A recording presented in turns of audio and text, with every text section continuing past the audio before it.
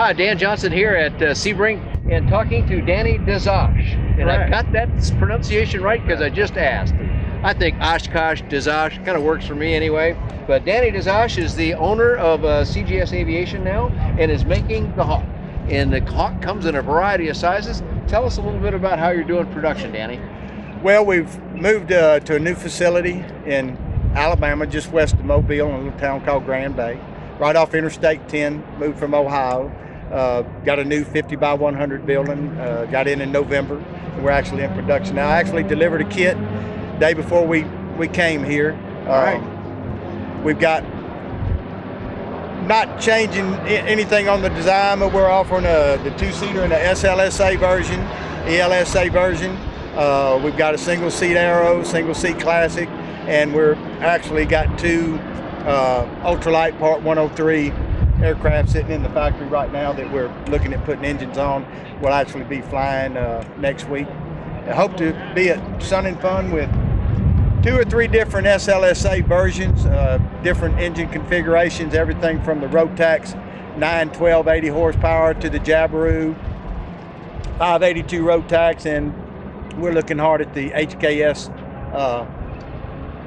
4-strokes also. So, Well, you can't add many more things onto that. You talked about single seaters, 2-seaters, 103, SLSA, ELSA. I know experimental amateur-built as well. Absolutely. And that was 4 or 5 engines there. I'm starting to get lost already, and I think I know a thing or two about this. But that's great stuff, though. That's choices for customers. That's got to be good. Do I understand you delivered an SLSA recently?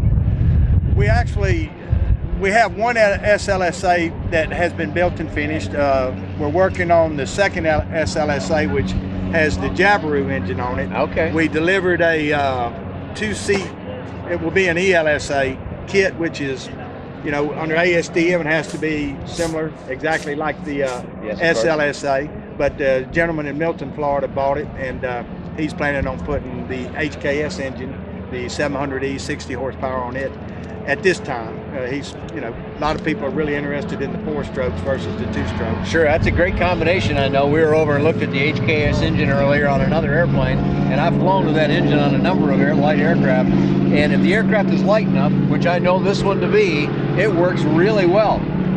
It certainly is with a single person in it, but I think it'd do the job quite well with 2 people in it, will it not?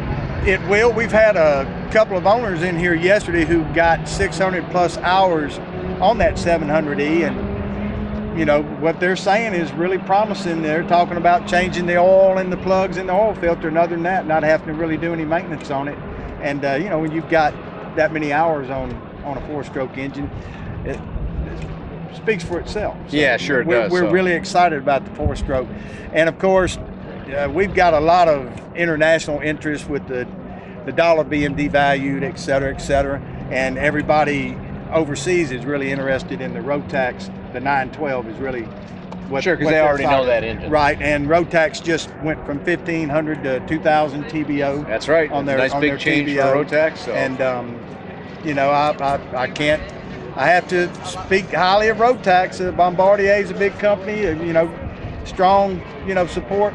So That's we're really we're working on putting the 912 on our SLSA, and hopefully we'll have that model sitting at the SLSA mall in Sun and Fun, and definitely at Oshkosh.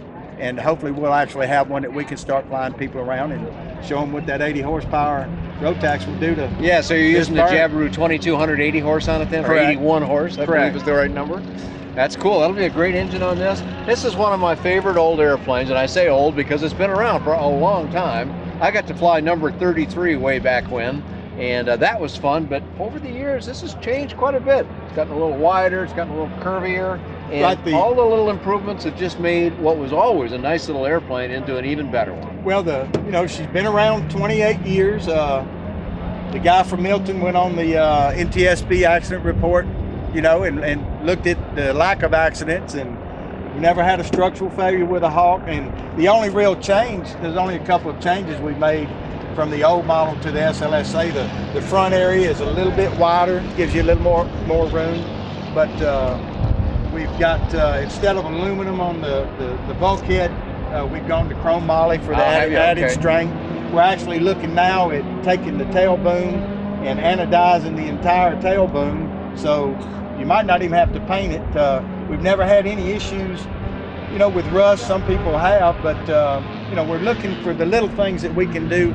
You can't really improve on the design. No, It's proven, but the little thing, any little thing we can do to improve it, we're working on it. So, well, we're so glad you took over from Chuck Slazarczyk, one of our, another tough name that I can actually Yep. say, and I can spell it too, so that's a good thing.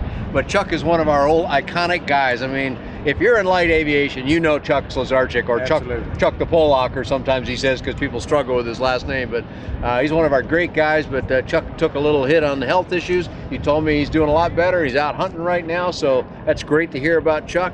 But we're really pleased, Danny DeSoch, that you got into this, and DeSoch, excuse me, and got the airplane back into running again. And we wish you all the best with it as you continue forward. well, thank you very much, and to all the Hawk people out there, I assure you the Hawk's going to be around until I die, and my kids plan on taking over after that. Financially, we're sound now. There's no issues there, so we plan on being here for a long time to come, and we're going to do everything possible to take this company to that next level. And if we want to get more information, drop it and see it. Where would we go? Come to Grand Bay, Alabama. We're actually, if you're driving on Interstate 10, headed toward Louisiana, just west of Mobile, about 12 miles. You can't miss the plant because we're right on the interstate. The building, we haven't done it yet, but it'll be painted with the CGS airplanes, and be a big billboard sitting on the side of the interstate. If you fly in, you can fly into St. Elmo Airport, which is 2R5 on your sectional chart. We're 1 mile west of St. Elmo. We'll be glad to ride over and pick anybody up. We actually have a 1,000-foot strip on my property that adjoins the factory right now, and we're working on extending that to 2,500 foot of grass strip, and you'll be able to land and taxi your plane right up to the back of the shop. Come in and see us. Anybody wants to take a demo ride, we'll be able to load you up, put you out, and fly you right off the property. Sounds great. And I need a website, guys. Yeah, we're coming to the website now. That's all the detail about exactly where to go, and that's cool too. The website is CGS Aviation. It stood for the old Chuck's Glider Supplies, but just remember cgsaviation.com. You can find a lot of stuff about the website there. And I got to add to your comment earlier, it's over 1,500 of these guys flying. So that's a lot of success for a neat little airplane, which also has one of the lowest price points in all of SLSA. Right, you can buy a 912 Rotax, which is what the big boys have, for probably half the price of what you're going to pay for some of the later. But what would be the number on a 912 powered Hawk today in SLSA? We're looking, depending on how you rig it, somewhere 55. Pretty good 50, price. Right, pretty good price for a fun little airplane. And even lower if you want to go with a two-stroke engine. A 582, you're looking right around 40 to 42. Pretty good number these days, considering some of these guys have gotten way past $100,000. And so here's a way you can still fly inexpensively. And you have any flight reports on these airplanes then? I think I have a flight report on every Hawk ever made. Well, not everyone ever made, but every model ever flown. Those are all available on BuyDanJohnson.com. That's BYDanJohnson.com.